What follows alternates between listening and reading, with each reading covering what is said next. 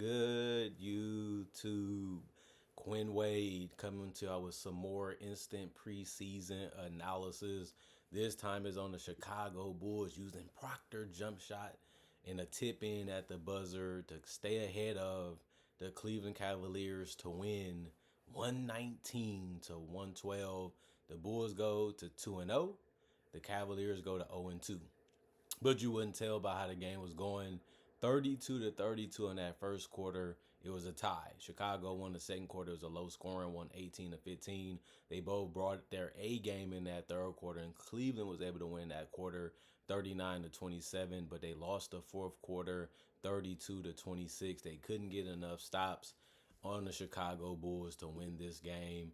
And the Bulls, even when the shots was tough, they was able to drain them in. And that was a big difference of why they was able to pull this one out. Evan Mobley had another sensational game.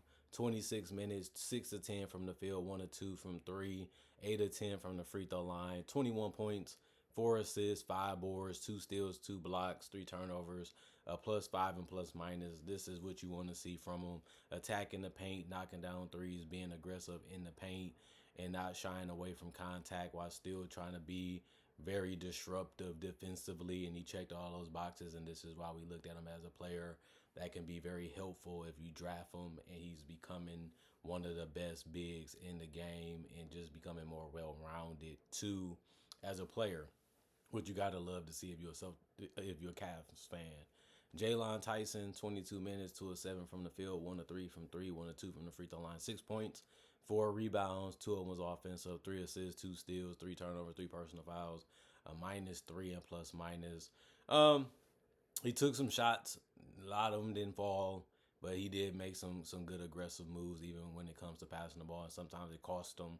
But you don't have to worry about that too much because he's not going to play as much in the regular season. You just want to see what he can do and what type of role he's going to have on the team. And he seems like a guy that can put the ball in a basket and make decent decisions. We just have to see a little bit more of it.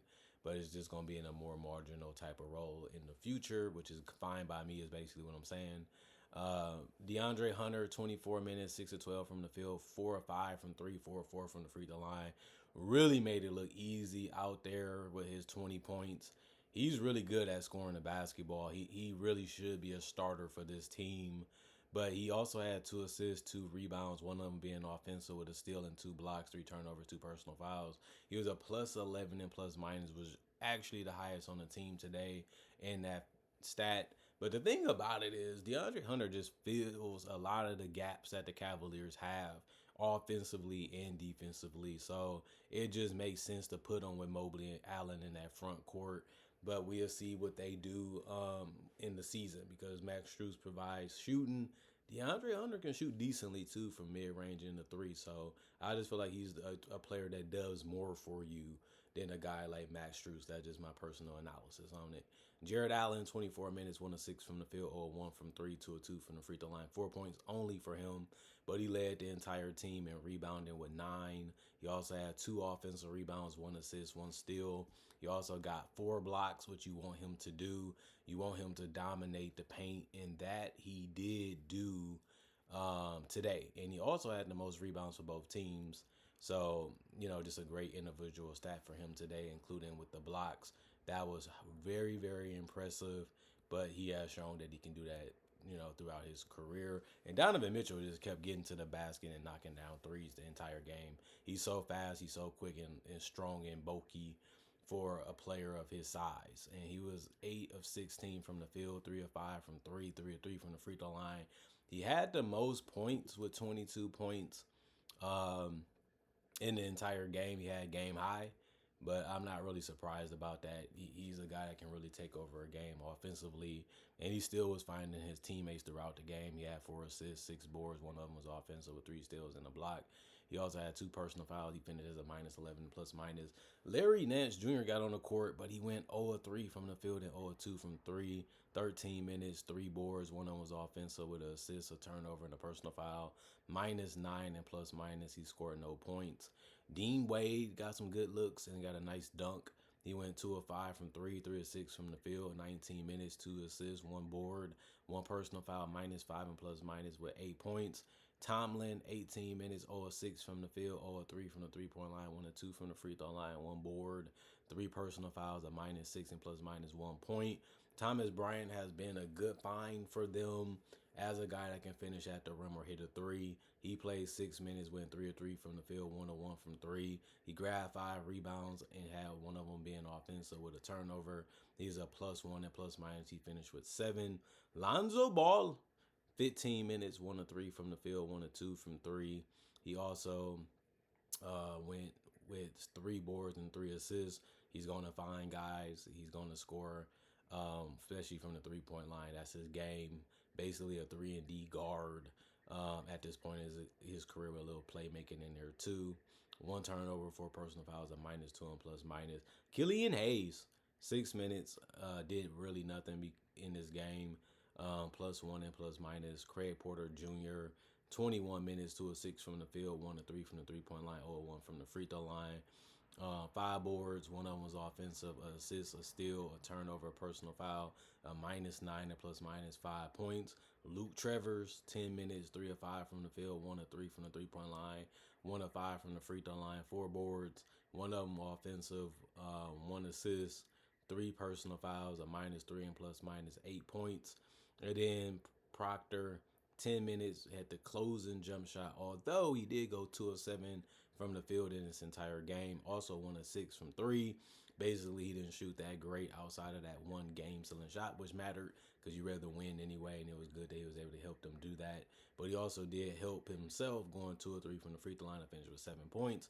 He also had 4 assists, which was good to see throughout the game, him trying to balance the attack offensively against the Chicago Bulls defense. He had 1 board and a turnover, 2 personal fouls. He was a -3 and plus minus with 7 points. The rest of the guys did not play. Coach's decision: 37 to 90, 41% from the field, 16 to 41, 39% from 3 as a team, 22 to 32, 68% from the free throw line, 49 boards, 11 of them was offensive, 26 assists, 10 steals, 9 blocks, 17 turnovers, 22 personal fouls. And the team that won the game and emptied out their entire roster today, the Chicago Bulls. Proctor tried to hit that jump shot. It worked, but they couldn't stop the Bulls from coming back and doing some bucket getting of their own. Javon Carter and those guys really produced off that bench, and the starters held their own too. And Zach Collins, let's start off with him. 23 minutes, 5 of 7 from the field, 2 of 3 from the 3-point line, 1 of 2 from the free throw line, 8 boards, 2 of them offensive, 2 assists, 1 steal, 3 turnovers, 1 personal foul, -7 and plus minus. He ended up with 13 points. I liked the fact that he switched it up. Let me score a little bit in the paint, but let me also hit some shots from the perimeter. Let me keep grinding on the rebounds and just being physical in the paint. Even when I'm looking to score, looking for the boards. He did that tonight. Matas, 19 minutes, 3 of 7 from the field, 2 of 5 from 3, 3 of 4 from the free throw line, 2 boards, 1 of them was offensive with a steal and a block, 2 turnovers, 3 personal fouls, a -7 and plus minus 11 points for him. Just shows you that he can knock down the 3 and use that length to his advantage, and that's all you want to see from him. And he did a good game of that tonight. Isaac Okoro got revenge with the win, but he didn't play that well. 25 minutes, 3 of 11 from the field, 0 of 4 from 3, 0 of 1 from the free throw line. Only had 6 points with all those chances. Unfortunately for him, he still helped though with 4 boards, 3 of them being offensive and 3 assists with 2 steals. He almost fouled out because he had 5, but he also was a -5 and plus minus. Trey Jones really had another good game. 24 minutes, 4 of 5 from the field, 2 of 2 from 3, 5 boards, 7 assists, 4 steals, 1 turnover, 2 personal fouls, a +4 and plus minus with 10 points.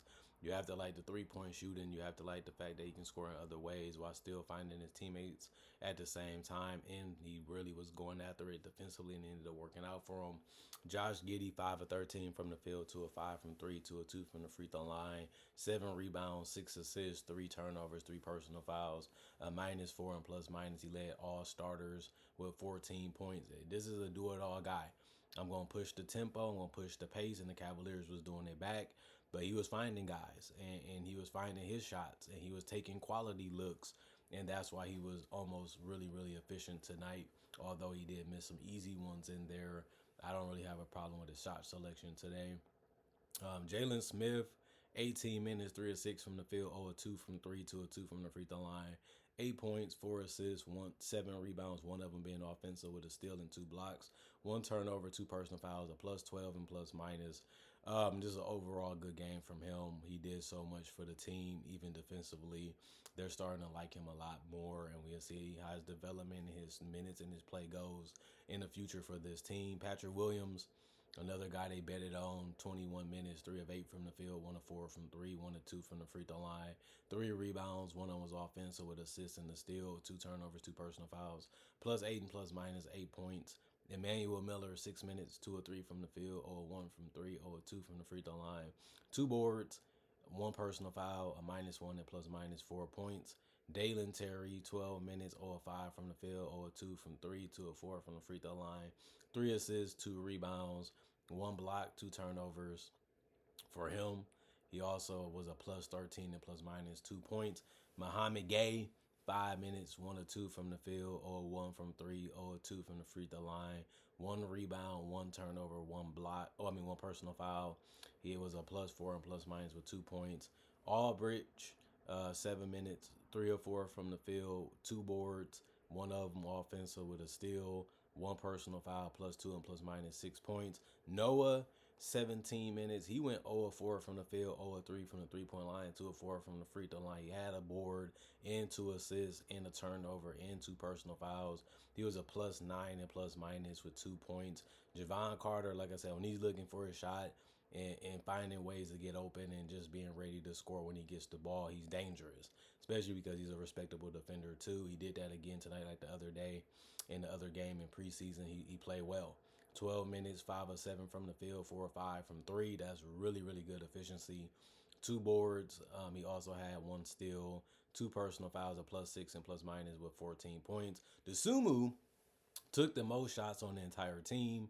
6 of 14 from the field, 1 of 4 from 3, 3 of 3 from the free throw line, 4 rebounds, 1 assist. He still did have 3 turnovers and 3 personal fouls, but he finished as a -1 and plus minus and led the team in scoring with 16 points. And then Yuki, 7 minutes, 0 of 2 from the field, 0 of 1 from 3, 3 of 4 from the free throw line, 5 rebounds, 2 of them was offensive with 3 assists and the steal, plus 2 and plus minus with 3 points. 43 of 98, 43% from the field, 14 of 42, 33% from 3, 19 of 32, 59% from the free throw line, 55 rebounds, which was actually more than the Cavaliers, 32 assists, which was more than the Cavaliers also.